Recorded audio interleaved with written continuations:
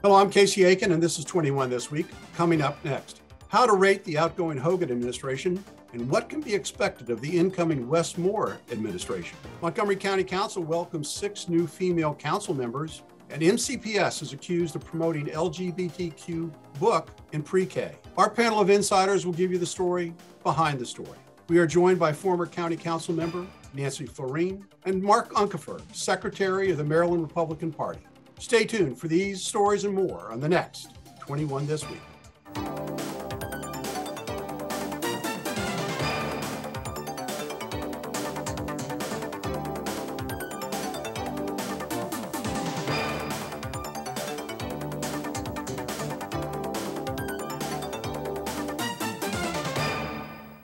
By many metrics, Maryland Republican Governor Larry Hogan had a very successful 8 years as chief executive. So it may have been a surprise to read the headline, Mark. Maryland Governor Larry Hogan leaves behind an anemic state GOP. Why? That was the quote. Mark, is that a fair column? Well, obviously this was the most challenging Republican election for Republicans that they've had in a long time after winning 3 of the last 5 and being competitive in the last 7. This was not as competitive a race as those prior ones were. Frankly, Republicans also struggled in county executive races in Howard and Anne Arundel, and quite possibly it's still questionable in Frederick County. So this was not a great year for Republicans. Is that just reflective of the scissor in the Republican Party between the pro-Trump wing and the more moderate wing of the party? Well, yes, I think that is. I think a lot of people, frankly, took for granted the environment that Hogan was operating into, and he tried to find a middle ground, but also recognized that he was dealing with a Democratic legislature. This is sometimes not a purple state, but a state with very red areas and very blue areas, and finding that balance can be a challenge. Well, we'll see what happens in the next years to come. Nancy, overall, though, what was your opinion of the Hogan administration in his 8 years in office? Well, personally, I thought he did a fine job. He's been a moderate. Democrats, of course, are upset that he's a Republican, but he really worked across party lines in terms of policy. And frankly, he stepped away from Trump, which I think gave him even more credibility as a leader. Of course, he has his eyes on other jobs going forward, but I think he did a fine job. If you look at the numbers, Hogan won in 2014 with 884,000 votes, and Cox only got 629,000 this time around. I think that's a party issue. And I was going to say it's due to the Trump situation, but I don't think so. I think it's a question of turnout within the party. And how do you, it's your guys' issue. How do you change that? Well, there may have been a lack of enthusiasm over the candidate at the top of the ticket as well this year. I think many split on Dan Cox. He was kind of a controversial figure. So that certainly didn't help. But I want to talk about the future, and that is Democratic Governor Wes Moore, who won handily over Dan Cox and has the media all at Twitter about his incoming administration. Nancy, what can we as Marylanders expect from the Moore administration? Well, we'll see. So far, there's been a lot of big talk. A query when they're going to have a reality check about what is actually doable and affordable. And I would say the really bright light in all of this is Aruna Miller. She's been around the General Assembly, and she actually was a staff person in Montgomery County on the 270 widening. So she understands transportation for Montgomery County like almost nobody else in elected position right now, including locally. And so I think that's good news for us in terms of protecting some of our infrastructure needs. Of course, my local Democrats will be cross with me for saying this, but we do need those improvements to 270 in the Beltway. And I think Aruna is going to help keep the governor on course. So let's hope so. Well, you just stole the exit question. So, Mark, sorry. Mark Moore has a very impressive background and story, but this is his first experience in elected politics. Is he going to be in for a rude awakening when dealing with House Speaker Adrian Jones and Senate Leader Bill Ferguson? Well, the legislative process is always a challenge, but I can't help but also acknowledge that Larry Hogan hadn't served in government. He'd served in government, but not in elective office. I'm sure Wes Moore can navigate that. I think the real test is at what point, or if there's a point where his agenda collides with the legislature, then for any governor, whatever the mix of the party, that's sometimes a difficult proposition to navigate. Well, I think if there is a recession, I mean, that'll be the real test for the legislature, because we still have a surplus of, from the COVID funds that we received from the federal government. We're sitting kind of fat right now. So it'll be interesting to see what happens when those COVID funds run out. And as they're predicting a recession in early 23, what happens at that point. So the exit question, and this is one very important to Montgomery County people, both pro and con, is will Moore kill the I-270 and Beltway expansions? Mark, I'll go to you first. I wish I knew. I mean, reading very closely what his position was, he seemed to be against it before he seemed to be more sympathetic to it. I think Nancy, I hope Nancy's right. Let's put it that way. And I hope that folks, that he takes a position. I think it would be very important for the region. You mean he did a Paris Glendenning? I support the ICC until I don't. Is that what? Well, it was over time and what have you. So there's some ambiguity as to his position there. Let's put it there. Well, and we'll see what happens because the Montgomery County Council. We'll see what their position is going forward. And certainly the county executive opposes all roadway improvements. So we'll see what happens. All right. When we come back from this short break, the old boys club at the Stella B. Warner building is gone as 6 female council members are set to take office in January. You're not going to want to miss this next segment. Stay tuned.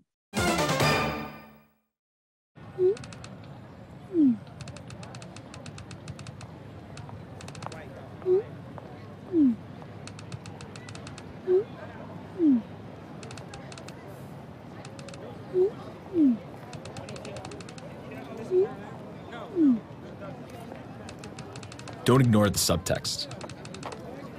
It's on us to intervene in sexual assault. Because we can. Take the pledge at itsonus.org.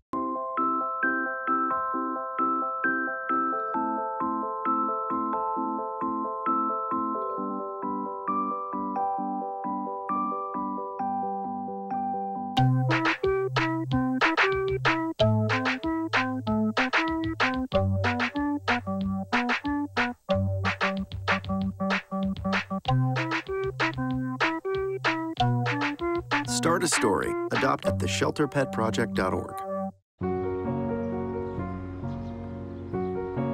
Give me a hand with that? Oh, thank you. Did you see anyone drop this? Did you lose this? Thanks for helping us. No problem. Is this your bird? You're welcome. We'd do anything for kids. Yet 1 in 5 children in the U.S. struggle with hunger. Help end childhood hunger near you. Learn how at feedingamerica.org. Hey world, I have a quick message. It's about safe driving. All right, let's go. Anytime you're driving, have the seatbelt buckled tight. Both hands on the wheel and your phone out of sight. When not in your hand trying to text somebody back. Because if you do, your car might get smacked. The moral of the story, just put your phone down. The people on the road will stay safe and sound. Put your phone down, put your phone down. People on the road will stay safe and sound. Yeah.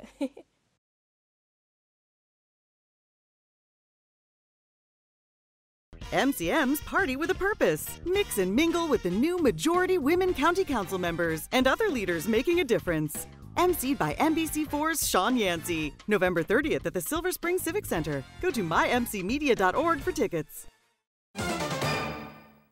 And welcome back. A massive sea change is about to take place in Rockville as the result of the past election. First, the size of the county council has expanded from 9 to 11 members.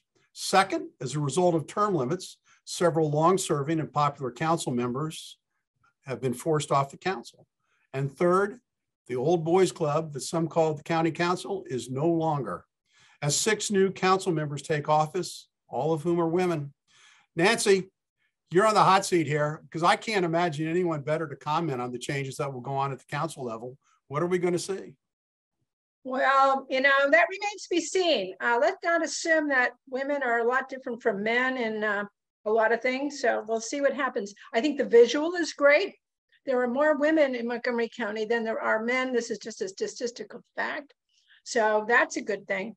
You know, we're going to hear shortly as they come out with committee assignments and leadership assignments, whether it really is an old boys network club or not.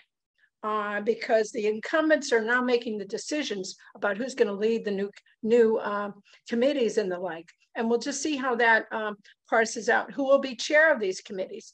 These are powerful situations, and we'll see how many women make it to leadership roles. So I don't think it's at all clear, apart from you know, the visual of having that additional individuals. How it's going to fall out.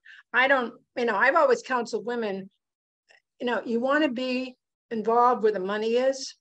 You want to be involved in the big picture issues, and we'll see how they align themselves in the coming months.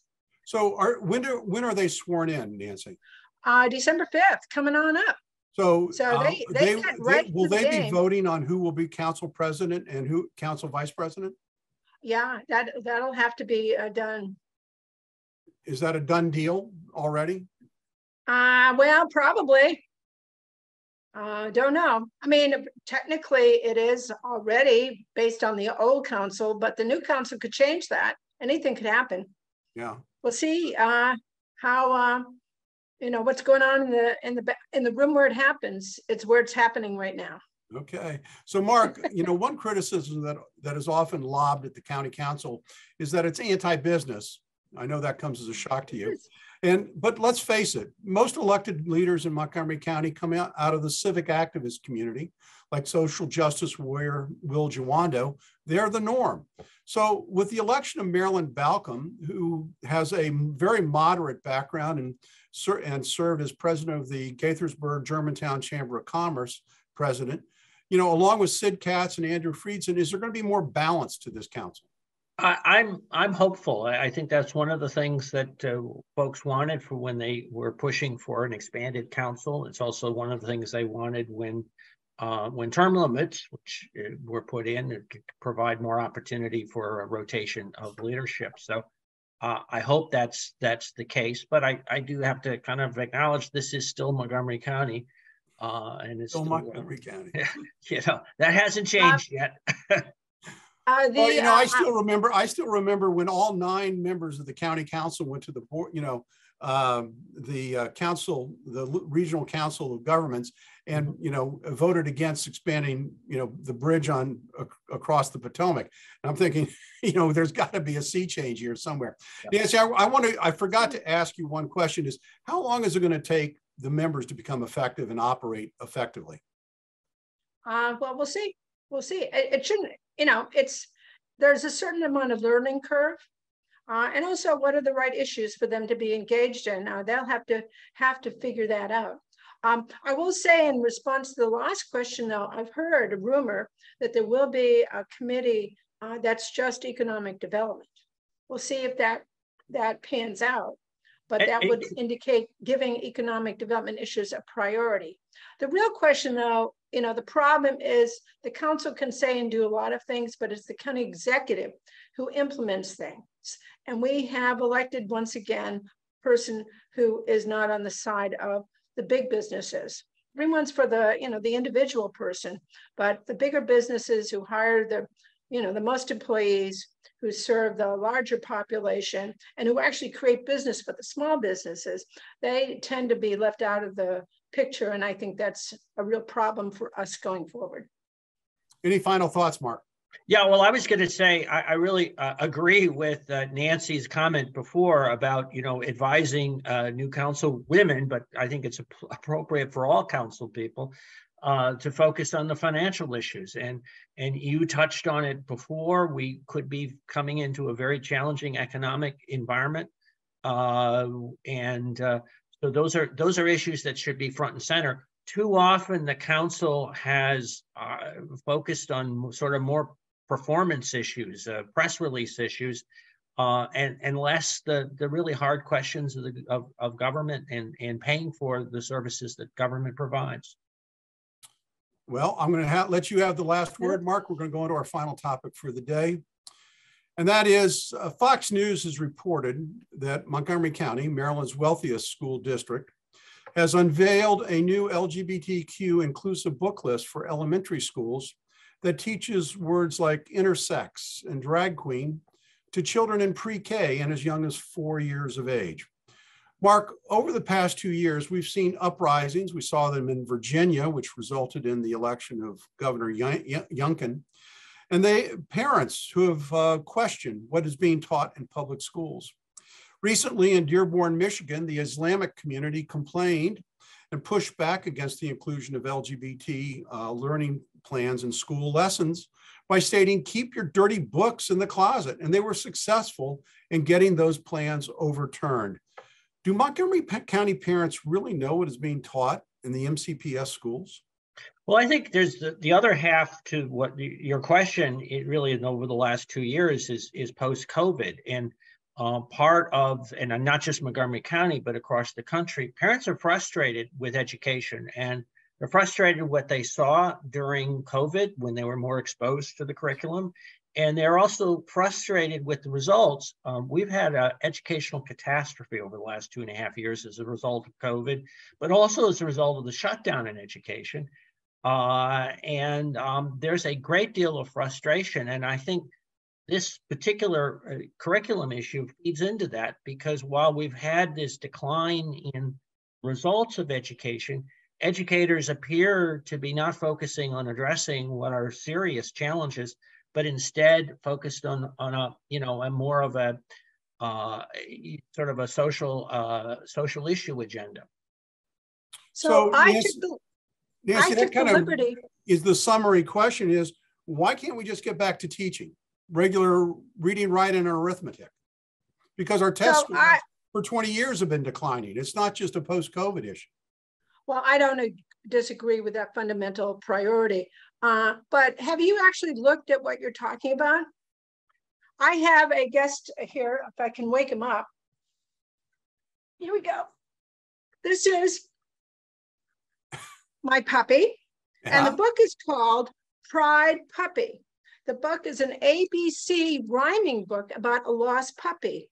Now, Jock here is very interested in that story, as I suspect a lot of kindergartners might be. The other books I have on the agenda are Uncle Bobby's Wedding, My Rainbow, Prince and Night. You know, these are all books about reality. I don't know about you. I have gay relatives. There are gay people who have children, and they are in the school system. This is just the reality that exists. And it's, it's just, and I don't think they're teaching this. These are just books that are in the system. Nancy, the question, it's not a question of whether it's being spoken of in the schools, but at what age? I just don't think it's appropriate for children at age 4 to be exposed to this. We all grow at a different level. We've all seen, what our children proclivities are. It's not that we're against them. It's a question of whether it's appropriate for the schools to be teaching them. Well, remember, these are just books. This one's an ABC book about a puppy, for Lord's sake. I mean, I don't think that's anything more than that. And it's just the background of the book, like many books out there, and I don't think it's especially a teaching tool. It's a reality check for certain families, perhaps, but I don't think that's the issue. The issue is, are we going to find Jock at the end of the day and learn the alphabet at the same time. And Well, I think if those are all the it is kinds of just putting questions books that in the play library, I into don't think teaching. anyone would How complain do we about teach to kids in the reality in which they exist, which may not be the reality that the three of us inhabit. Well, but that I think is an interesting. Accept that, you know. If I say it, it's an interesting question in that I think it underscores the fact that a kind of the factory model of one size fits all across education, that everybody should be taught the exact same way, that's broken down. And I think what we have is an educational system that hasn't caught up with that and provide a range of choices and a range of opportunities, and again, address a range of learning styles. And increasingly, this is MCPS is not in state education has not caught up with that reality of those differences. You're focusing on one little bit of the curriculum and the reading experience for these children. Every school is going to have a library. Every classroom for kids this age is going to have a variety of choices and stories that are going to be told. And that's just a fact. It just is part of the background of life. And I think that's the challenge for people like of a certain age, may be so bold as to suggest, that grew up in the Dick and Jane world, like I did. We're not that way. Families are not that way anymore. And, things are different now, and that's okay. But I don't think the books themselves are being designed to teach something, but simply to reflect a reality that our children are living in. Well, Nancy, you're going to have the last word. Stay tuned for parting shots when we come back from a short break. Jordan knows he shouldn't eat this entire bowl of nachos, but tonight he's earned that right. Because a few hours ago in the middle of happy hour, he recognized a sign. Not from the gods or a bolt of lightning, but from a double heart, a kissy face, and a fourth ha in ha ha ha. That's when Jordan knew he was buzzed. So when it was time to go, he got a ride home instead of driving. Be a legend like Jordan. Recognize your buzzed warning signs and get a ride home. Buzz driving is drunk driving. If I could go back and change it all, I would. I think I'm gonna miss you the most. I'm sorry. I'm so sorry. I'm so sorry. Maybe it's just the little moments. If I could go back and change it all, if I could go back, I would. But I can't.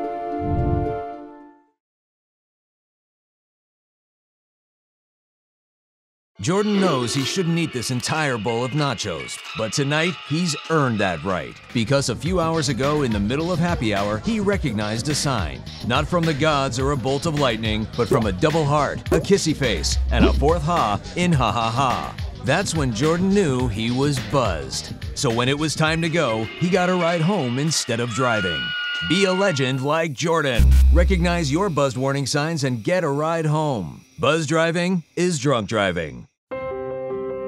When I first saw a turtle, my heart was full. Now I'm anything but lonely. We have this deep connection, this heart connection. He just wants to be close to you and part of your life. Every day with Turtle is a perfect day. When I'm holding her, it makes me feel calmer. I think everything he does shows how much he loves us. When we adopt a shelter pet, we discover they're a little bit of a lot of things. But they're all pure love.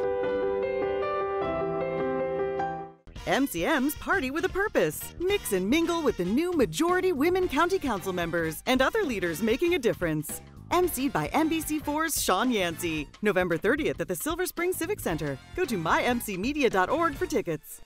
And welcome back. Now with parting shots, Nancy Floreen. It is a shocking fact that the end of the year is approaching. And I just want to remind people that Giving Tuesday is on November 29th. And I'm going to make a plug, which I rarely do, for something that's dear to my heart, which is Rebuilding Together Montgomery County. If you're looking for a charity to put on your list of gifts, please think about us. What we do is provide free home repairs to low-income homeowners. We preserve the ability of people to stay in their homes going forward. But there are lots of other great charities out there, and I do encourage everyone to make a good-sized donation this year. They're all in great need. Thank you, Nancy. Mark Uncapher, your parting shot. This past week, the Washington metropolitan area had a real milestone with the opening of the Silver Line going out past Dulles to Dulles Airport.